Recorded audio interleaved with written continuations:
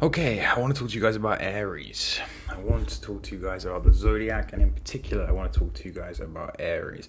I have neglected making these videos for the longest time because I didn't want to turn my channel into the typical astrology channel, which is what YouTube tends to do. You make a video about the Zodiac, YouTube decides that you're an astrology channel, YouTube pumps you out to a bunch of people, unfortunately, though often not the right kind of people.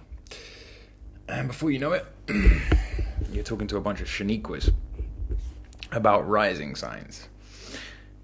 This is not going to be that. This is not going to be your typical female-coded, homosexual-coded astrology. No punches will be pulled here, ladies. If you have stumbled across this channel hoping for some life-affirming content about how you're an amazing, bold, powerful leader because you're an Aries, this may not be the video for you. I'm going to talk through the basics. I'm going to talk through the exoteric side of the sign. Ironically, it's actually very, very misunderstood. Most people don't know half the stuff I'm about to tell you. But that says more about the state of YouTube and the state of the internet, right? Than it does about the Zodiac. Aries, the Ram. Whenever I'm trying to understand a sign, whenever I'm trying to get my head around what it actually means, I don't even look at it elementally or seasonally or in terms of modality, cardinal, fixed, mutable. I look at the glyph. I look at the little symbol, the little pictogram that is supposed to depict the overall energy of the sign. From this, we can deduce a lot. What do we see in the glyph of Aries, the little ram's horns? We see energy going outwards from a point in two directions. You might think I'm reading too much into this, but follow me down the garden path here for a second. What is a coil? If you know anything about physics, you'll know that a coil is a very good way of maintaining energy. It's actually how batteries function. A ram's horn is coiled. It's braced for impact. It's a bunch of energy, a bunch of fire, with nowhere in particular to go. When you think of Aries, this is the kind of way that you need to start thinking about it. You need to start thinking about it symbolically, and you need to think about it in pictures. Coiled springs atop its head. What kind of animal is it? Well, it's a fiery animal in its nature. We're not like the Japanese. We don't tend to ascribe elemental weightings to our animals. But if we did, I think it would be very obvious to us that a ram is fiery in its nature. It charges head-on at things. As such, it's headstrong. It's quite willful. It's quite determined, maybe even a little bit stubborn, right? Have you ever tried to corral a ram?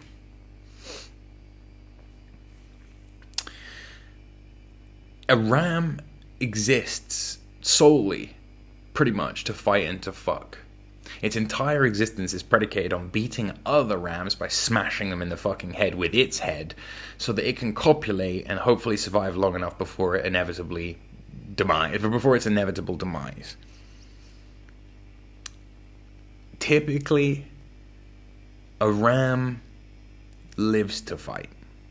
And typically the same can be said to be true for the Aries. Typically, more so the Aries male, although in a female, the Aries traits manifest just as strongly, albeit slightly differently. I used to date a girl who was a triple Aries. Aries sun, Aries moon, Aries rising. Luckily, she had incarnated in the body of a 5'2" Spanish woman with the punching power of a pillow, but she was extremely violent. She was extremely petulant. She would use to lash out and hit me a lot. Of course, I found it extremely funny, but in the body of a bigger, more powerful person, terrifying. Traditionally, every part of the body is ruled by a sign of the Zodiac. For Aries, this is the head. This is the face. There are some connotations to the kind of solar plexus, the nexus of nerves just under the heart, but really, it's the face, it's the head, it's the top of the head. In the chakra systems, it's where the crown connects to the root. Pisces is the very, very end, all the way back down to the bottom again. It's if Pisces dreams it, Aries births it into being. There is a rebirth, initiation, incarnation element to the sign of Aries. Ruled by Mars. traditionally associated with iron and spears and shields and swords and war. Anything martial and warlike ruled over by Mars. What do we mean when we say something is martial? What do we mean when we say something is ruled over by Mars? We mean it's not gentle. We mean it's not meek or timid or mild. It's martial. This is the zodiacal number one. What does it take to be first? What does it take to achieve primacy? If we ascribe a verb or a doing word to every one of the signs, Taurus is I have, Gemini is I think, Cancer is I feel, Aries is I am. There is a simple, basic bitch state of being associated with Aries. Almost pre-thought, almost pre-feeling and sensation, pre-anything, to be quite honest with you. And if I had to drop a truth bomb early, it would be that Aries is one of the dumbest signs. It would be that Aries is one of the most reckless, impulsive, foolhardy, and often, sorry to say it, dumbest signs in the zodiac. Now, it can help to have placements in other things that kind of balance it out, but people who are massively Aryan in an astrological sense tend to be, at least, at a minimum, highly reckless. There is a mythical golden fleece, Hercules, heroic, Homeric, Promethean aspect to Aries. Alexander the Great, who they'll tell you was born in July but nobody knows. The warrior king who conquers half the world before he is 30 years old. Element to Aries. Now, I typically like Aries traits, fire traits in a woman, but some people can find it a little bit overly masculine in women, particularly if they have an Aries rising or if they're Aries presenting. Another truth bomb for you would be that Aries is one of the most likely signs in a woman to be a gold digger. Not in the way that Capricorn is, where it's very materialistic, but in the way of like, woo, it's an adventure. I'm on a yacht for the first time, right? There is a very, very foolhardy, reckless, impulsive, fuck it, YOLO aspect to Aries, which can be dangerous and which can land them in a lot of trouble, quite frankly. Fire without wisdom. Not fixed fire like the Leo, not waning fire like the Sagittarius, dying embers like the Sagittarius. A brash, brave, but dumb fire energy. It wants to begin. It doesn't really care about endings. Aries people are shit at following things through. First to put their hand up, first to take the lead, last to take responsibility. Seasonally speaking, we are talking about the spring equinox. Spring equinox. We're talking about 20th of March, 21st of March through April 19th. When is April Fool's Day? Why is the Fool the first card in the tarot? Why is April the start of the financial year, right? Masculine, assertive, active, expansive, external, outward energy, combustion personified. Associated, therefore, with new beginnings. The days start getting longer after the spring equinox. Light starts coming back into the world, and life consequentially starts coming back into the world. Animals start mating. It's mating season. There is a horniness to Aries. Crops begin sprouting through the soil. We are not yet in the blooming garden of Taurus, but crops begin shooting through the soil. And if we have crops, that means we have a patch of land that must be protected. We have to arm up in Aries. The first decan, esoterically speaking, of incarnation. Incarnation into a body, right? The soul plunges from the ethereal world of spirit into form in Aries, if you want to get really fucking woo about it. Kabbalistically speaking, He is the Hebrew character. I don't use that system myself. I know a couple of you do. It's the path between Chokmah and Bina, between wisdom and understanding in the tree of life sense. If you're looking at it alchemically, it's calcification. It's the burning away of impurities. if you're approaching it from a solve et coagula perspective. For me personally, it's Mars. Blavatsky said that exoterically it was Mars. That esoterically the ruler of Aries was Mercury, was Wotan. And I guess what she was implying by that is, if you don't have logos, if you don't have mind, if you don't have intellect in Mars, in Aries, it's super, super fucking bad. When I think of Aries, I think of Alexander the Great because of conquest and because of expansion. But I also think of like a fucking 6'4" guy with Down syndrome who doesn't know his own strength.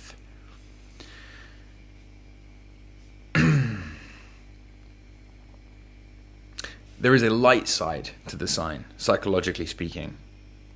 It is childish, it is petulant, it is adolescent, but as such, it's curious and it's explorative and it's interested and therefore interesting in the world.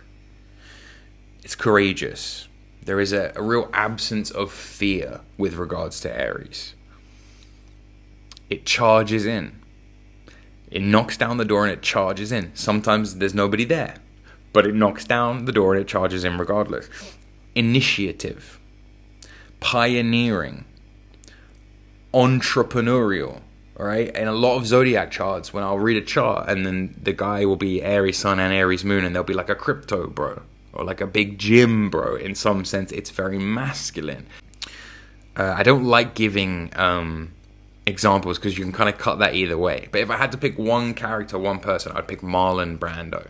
Because he had Aries Sun and Aries Moon. Not the characters he played in various movies, right? But him, the actual person. Very much an Aries soul. Loyal sign. Honest sign. Straightforward sign. Sometimes to the point of being blunt. Sometimes to the point of being like, well, you're just telling you how it is, and it can, if you're a little bit more of a sensitive soul, if you're a little bit more of a water person, this can come across as terribly abrasive. But I like it. I like the straightforwardness. I like the honesty. I like the bluntness of Aries. I like the youthful energy of Aries. I like that it's typical that you won't find a jaded Aries person. I like the fact that Aries people do not need a fucking map to just go and do stuff, and that typically they are people of action, men of action, women of action.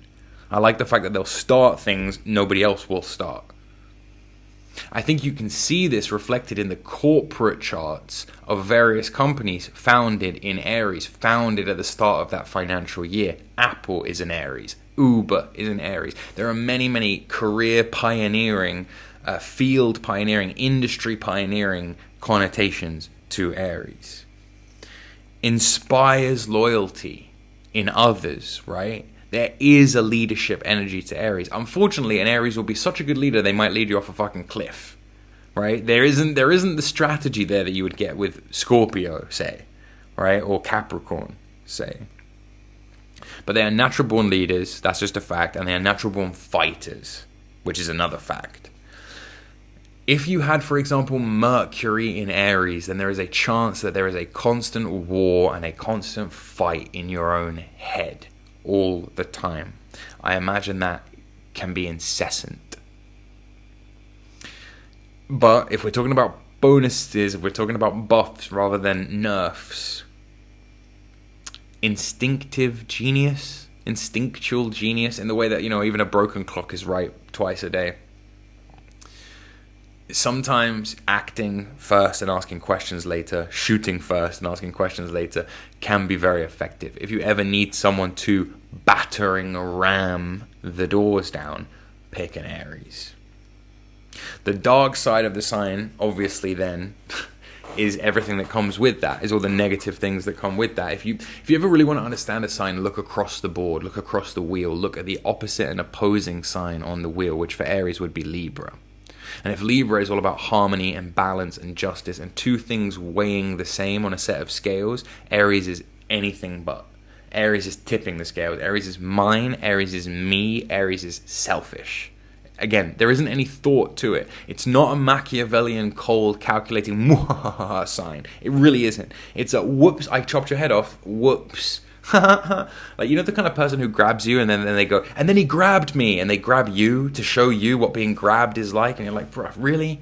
Like, I know I've been grabbed before. We've all been grabbed before. You didn't have to grab me to show me that, like, but they don't, there's an enthusiasm that bounds out of them for life, which can be very infectious and very contagious. But if we're talking about nerfs, if we're talking about the dark side, extremely impulsive, extremely selfish, extremely arrogant, bridge burner, massive bridge burner, right? If I didn't think of it, nobody thought of it. If you thought of it first, it's actually I thought of it first, I just didn't say anything. Selfish. But if you're gonna be a pioneer, if you're gonna break new ground, if you're gonna, you know, then there is something inherently selfish about that, isn't there? There is a temperamental, volatile, angry, explosive element to Aries. My ex, the triple Aries ex, she had something called the bliss gene. Scientifically speaking, she had something called the bliss gene. She was very chill. She was very chill most of the time. When she exploded, she fucking exploded. When she exploded, she cooled down very quickly. She would go off the rails, be really angry, and then be very chill 20 minutes later as if nothing happened. Explosive, and it's over. It's not a prolonged, drawn-out, I will hate you until the end of my days, like somebody who, say, has a Scorpio moon. It is a violent tendencies, but it's quick, and it's nasty and brutal and short, and then it's over. Don't corner them. Don't back them into a corner. They don't like it, right? If you really want to see Mars and martial energy and martial action, force them into a corner, either physically or mentally, verbally, and see what happens.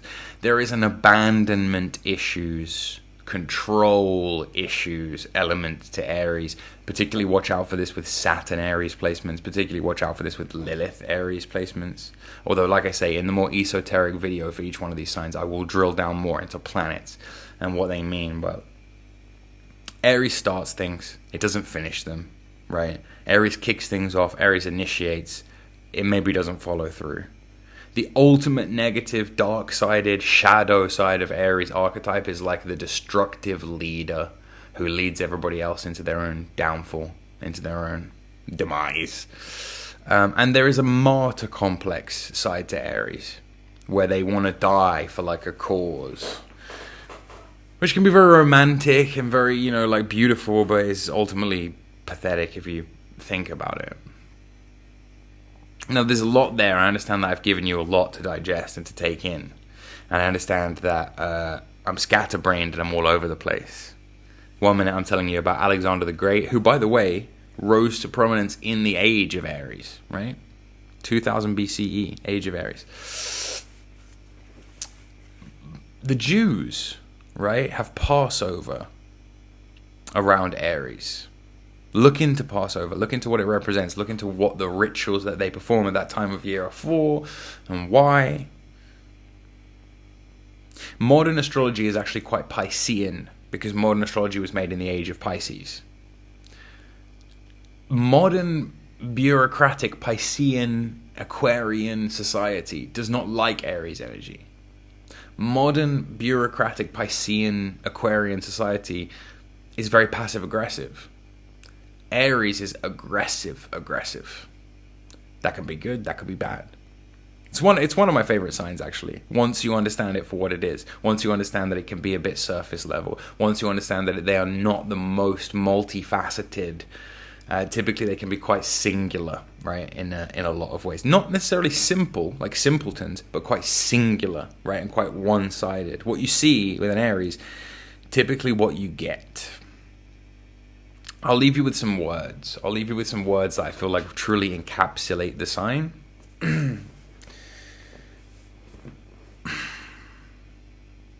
Fire. Beginning. Impulse. Battering ram breaking down a gate. Headstrong. Raw. Divine. Almost. A sword, a womb, fearless but childlike. dangerous, a necessary evil, but dangerous. Hopefully that helps you understand it a little bit more.